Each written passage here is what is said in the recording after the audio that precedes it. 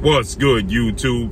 It's your boy, Blue Blood Sports TV, back at y'all with another one. So, 4-division world champion, Mexican superstar boxer, who is widely considered by many to be the face of the sport of boxing, top 10 pound for pound best fighters in the world, and is the undisputed super middleweight world champion, Sayin Canelo Alvarez. Sayin Canelo Alvarez is a superstar in the sport of boxing. Sayin Canelo Alvarez has a record of 59 wins, 2 losses, 2 draws, 39 big wins by way of knockout.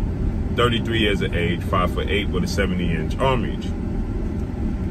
There is a situation brewing between Sayin Canelo Alvarez, an undefeated 3-division world champion, former junior welterweight undisputed world champion, currently the reigning undisputed welterweight world champion, superstar boxer who is widely considered and acknowledged as the #1 best pound for pound fighter in the world, in Terence Bud Crawford. Terence Bud Crawford is 40 wins, no losses, no draws, 31 big wins by way of knockout. He is 35 years of age. He'll be 36 September 28th.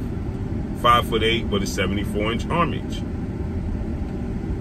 Terence Crawford is coming off of the biggest win of his career.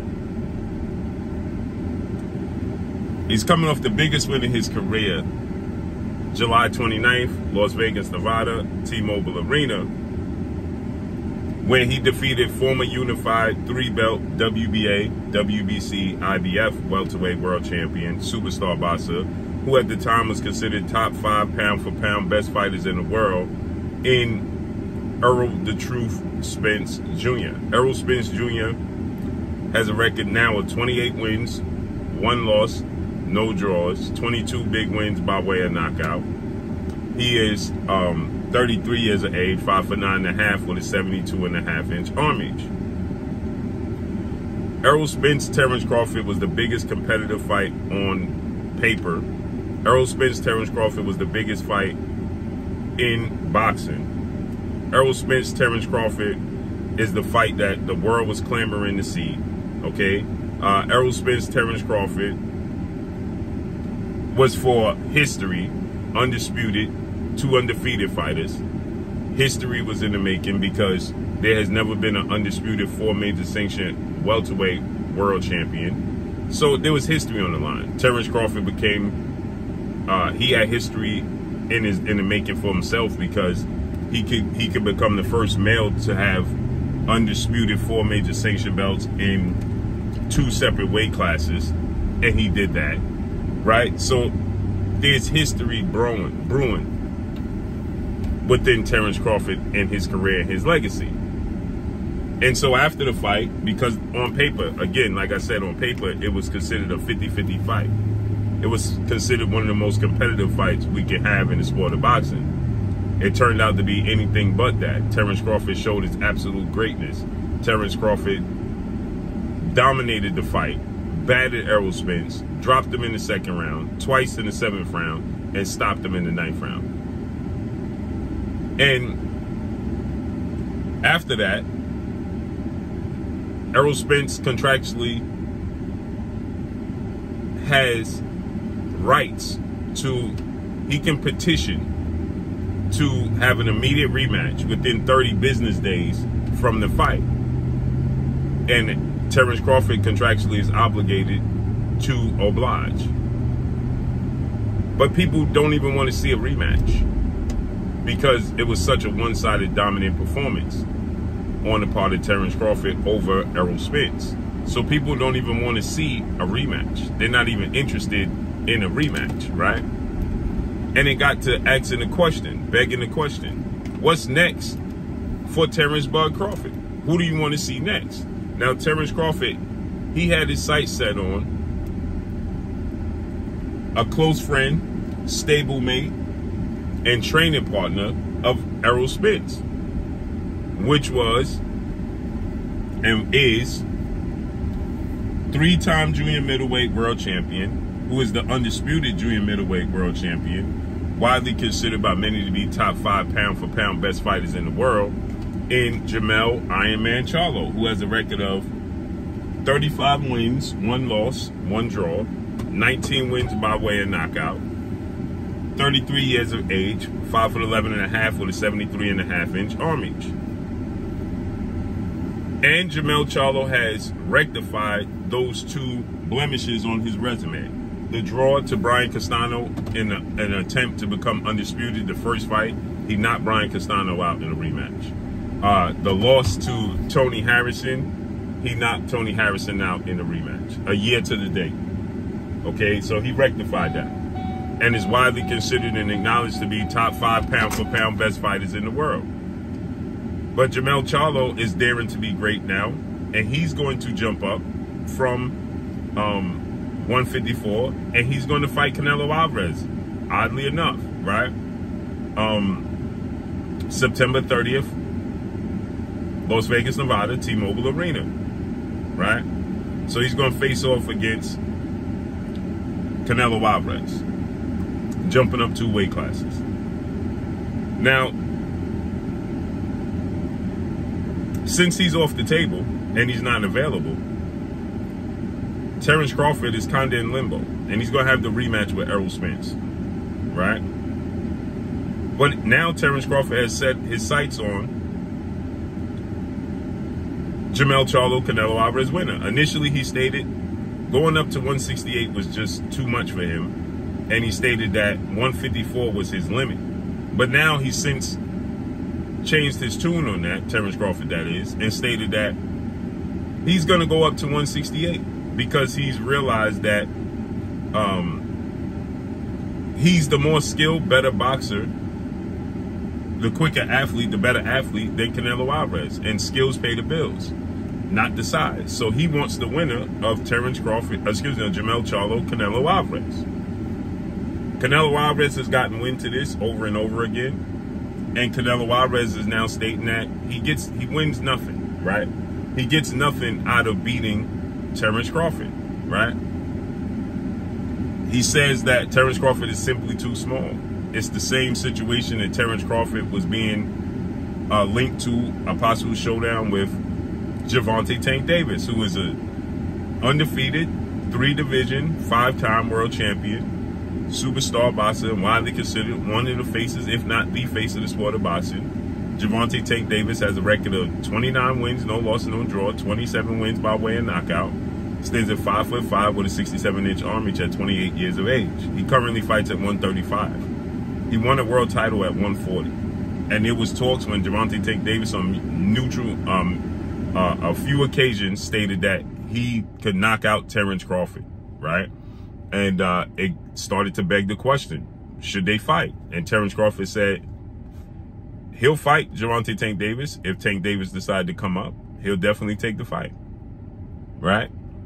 But he's not looking for the fight because Tank Davis is a smaller guy. So now Canelo Alvarez is saying that that's the case with him and Terence Crawford. He gets nothing. And Terence Crawford will have to come to 168, which Terence Crawford is now saying he's going to go to 168. But now Canelo Alvarez says that Terence Crawford hasn't beaten any great fighters other than Errol Spence. Now, in the biggest fights of his career, for one, Terence Crawford has showed up big in the biggest fights of his career like Canelo Alvarez has never, ever done in his career. Ever. Ever. Okay? In the biggest fights of Terence Crawford's career, and he's beat some superstars. He's beat some borderline future Hall of Famers. He beat Errol Spence, yes. But he also beat 2-time welterweight world champion, superstar boxer, now retired future Hall of Famer, Showtime Sean Porter, and stopped him. Nobody has ever done that. He also beat Kell Brook, because when we comparing resumes, Canelo Alvarez to Terence Crawford resume, we have to take this into account that Canelo Alvarez has beaten some fighters that was considered over the hill, but yet they marked them down as big wins in Canelo Alvarez's career. Like Shane Mosley, who was 40 years old when Canelo Alvarez beat him. Yet, when they say the champions, the world champions that Canelo Alvarez has beaten in his career, they put Shane Mosley down. They don't dismiss Shane Mosley. Okay, so we have to factor in Kell Brook. He also beat Yuriorkis Gamboa when Gamboa was top 10 pound-for-pound best fighters in the world and undefeated and a 4-division world champion and an Olympic gold medalist. He beat Yuriorkis Gamboa, who is possibly a Hall of Famer. He also beat the Boogeyman in dominant fashion. It's one thing we have to take note, which is Victor Postal in the unification bout. Dropped him twice and dominated him. We have to take into consideration that these fights with Terence Crawford, in these fights against these fighters, he is dominating and knocking them out. Okay? He's dominating them. Canelo Alvarez has more recognizable names on his resume, but he hasn't dominated them. And if he didn't dominate them, he arguably lost his biggest fight to his career. So he dominated Gamboa. And keep in mind, Terence Crawford fights at a lower weight class than Canelo Alvarez. So the names are not as recognizable as the fighters that Canelo Alvarez fought, but that doesn't mean that there wasn't good or great fighters or future Hall of Famers. Hence, Gamboa was undefeated, top 10 pound for pound, 4-division champion, and Olympic gold medalist. He's a Hall of Famer. And we can't say he was too small because Terence Crawford was fighting at 135. Gamboa jumped up in weight. He climbed the ladder, just like Mikey Garcia, Manny Pacquiao, right now Monster Inoue, right? If Devin Haney beats Monster Inoue, or Tank Davis beats Monster Inoue, or Shakur Stevenson beats Monster Inoue, that doesn't take away from their victory because Monster Inoue started in lower weight class when he's a great fighter. So this is what's getting dismissed when Canelo Alvarez is saying such. Now, if you look at the list of fighters that Canelo Alvarez has beaten, he's fought great fighters, but he's lost to those great fighters. And he hasn't dominated any of those fights. Do you understand? He beat Triple G, right? He lost to Floyd Mayweather. He arguably lost to Erislandy Lara, right? He lost to Dimitri Bivol. Okay, he has a draw with Gennady Golovkin. When you go down the list of fighters that Canelo Alvarez actually beat that were world-class fighters, let's look at the list, right? And let's be real. He beat Gennady Golovkin. We'll give him that. He lost to Dimitri Bivol. Is Caleb Plant great? No. Is Billy Joe Saunders great? No. Is Abney Yildirim great? No. Is Kalen Smith great? No. Then you go to Sergey Kovalev. He's going to be a Hall of Famer, but he was past it. But we give him that like we give it to Terence Crawford with Kell Brook, right? Okay. Then Danny Jacobs, is he great? No. Rocky Fielding, is he great? No. Triple G twice, we already gave him that. That doesn't count. Julio Cesar Chavez Jr., is he great? No. Liam Smith, is he great? No. Amir Khan jumped up 2 weight classes from 147 to 160. Where do you rank him? Right? Is he great? Good win. Then Miguel Cotto, who also jumped in the weight and was late in his career and passed it. He's a Hall of Famer. That's a good win. So we got 2. Gennady Golovkin and Miguel Cotto so far. James Kirkland, is he great? No. Erislandy Lara arguably beat Canelo Alvarez, okay? Then you go to Alfredo Angulo. Was he great? No. Then he beat Floyd. Then he lost to Floyd Mayweather. Every single round. That don't count.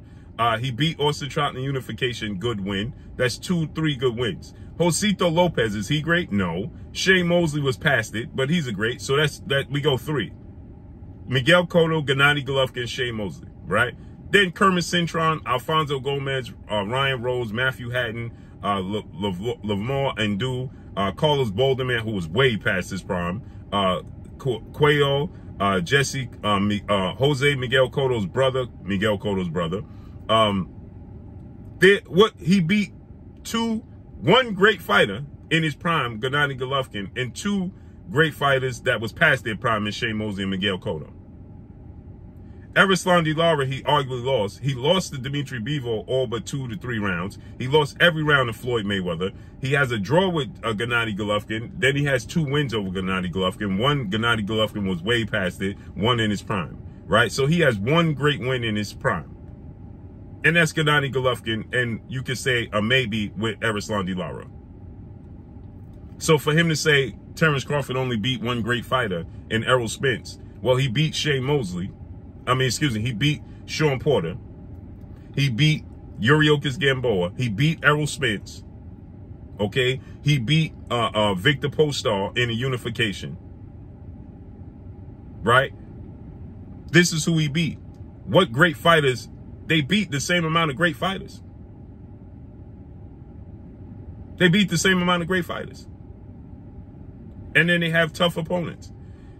And Terence Crawford beat Errol Spence in his prime, who was a unified champion. Like he beat Gennady Golovkin.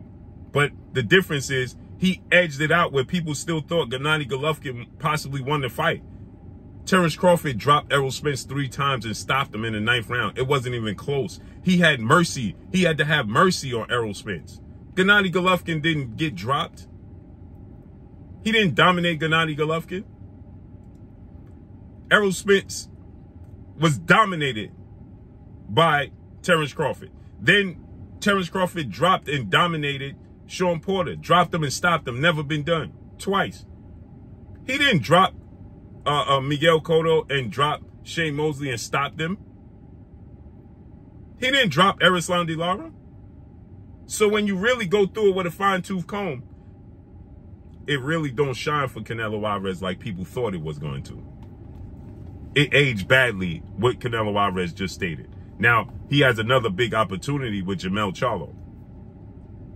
But to say that Terence Crawford hasn't done something he hasn't done is false. Terence Crawford dominated his opponents, dominated his biggest fights, and Canelo Alvarez has questionable wins. That Gennady Golovkin win could go either way. He arguably has no big wins. If Gennady Golovkin gets the win, the nod in that fight, he has no big wins over no great opponents in their prime. Keep that in mind. And that's all I got for y'all. Make sure you hit the like button. Drop a comment in the comment section. Let me know what y'all think. You already know what it is. It's your boy Blue, Blue Blood Sports TV. Hate, like, comment, and subscribe. You haven't subscribed, hit the subscribe button, hit the like button, hit the bell icon to get all the new notifications. Follow me on Instagram at Blue Blood Sports TV, all one word. I'm gone. Peace.